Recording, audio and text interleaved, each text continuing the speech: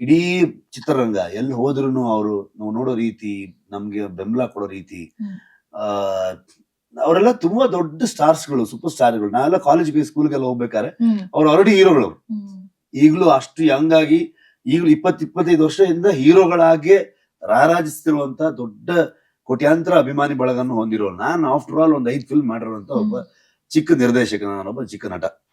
So ನನಗೆ ಅವರು ನನ್ನ ಕೆಲಸ ನೋಡಿ, ಅದು ಒಂದ್ ಕಾಂತಾರ, ಕೆಲವರಿಗೆ ಹಿಂದಿನ ಕೆಲಸಗಳ ಬಗ್ಗೆ ನನಗೆ ಗೊತ್ತು, ನೋಡಿ ಅವ್ರನ್ನ ಅಪ್ರಿಶಿಯೇಟ್ ಮಾಡಿ ಅದ್ರ ಬಗ್ಗೆ ವಿಶ್ ಮಾಡೋದಿದೆಯಲ್ಲ, ತುಂಬಾ ದೊಡ್ಡತನ ಹೇಳುತ್ತೆ. ಅದು ನಮ್ಮಲ್ಲೂ ಕೂಡ ಇದೆ. ನಮ್ಮ ಇಂಡಸ್ಟ್ರಿಲೂ ತುಂಬಾ ಜನ ಹೀರೋಗಳು. ಏನಾಗುತ್ತೆ, ನಮ್ಗೆ ಇರೋ ಇಂಟರ್ವ್ಯೂ ಟೈಮ್ ಲೈನ್ ಅಲ್ಲಿ ಈ ಸ್ಕೂಲ್ ಮಕ್ಕಳು ಲಿಸ್ಟ್ ಓದ್ಕೊಂಡು ಹೋಗಲ್ಲ, ಹೇಳಕ್ಕಾಗಲ್ಲ. ಹಾಗಾಗಿ ಬೇರೆ ತರದಲ್ಲಿ ತಪ್ಪು ತಿಳ್ಕೊಂಡ್ಬಿಡ್ತಾರೆ. ಇಲ್ಲಿ ಅವ್ರು ಇದ್ ಮಾಡೋದು ಎಲ್ಲರೂ ಮಾಡ್ತಾರೆ. ಎವ್ರಿ ಡೇ ನಿಮ್ಗೆ ಏನೇ ವಿಷಯಗಳು ಬಂದಾಗ, ಒಂದ್ ಸಿನಿಮಾ ಬಂದಾಗ ವಿಚಾರಿಸ್ತಾರೆ, ವಿಶ್ ಮಾಡ್ತಾರೆ. ಟ್ರೈಲರ್ ಬಂದಾಗ ಫೋನ್ ಮಾಡಿ ವಿಶ್ ಮಾಡ್ತಾರೆ, ಮೆಸೇಜ್ ಮಾಡ್ತಾರೆ.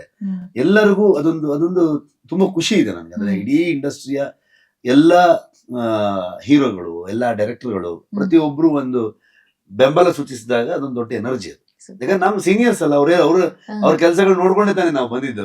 ನಾವು ಅದೇ ದಾರಿ ಅದು ನೋಡ್ಕೊಂಡು ಆಸೆ ಪಟ್ಬಿಟ್ಟು ನಮಗೂ ಒಂದಿನ ಕಲಾವಿದರಾಗುವಂತ ಒಂದು ಆಸೆ ಉಟ್ಕೊಂಡಿದ್ದೆ. ಅವ್ರದೆಲ್ಲ ಕೆಲಸ ನೋಡ್ಕೊಂಡು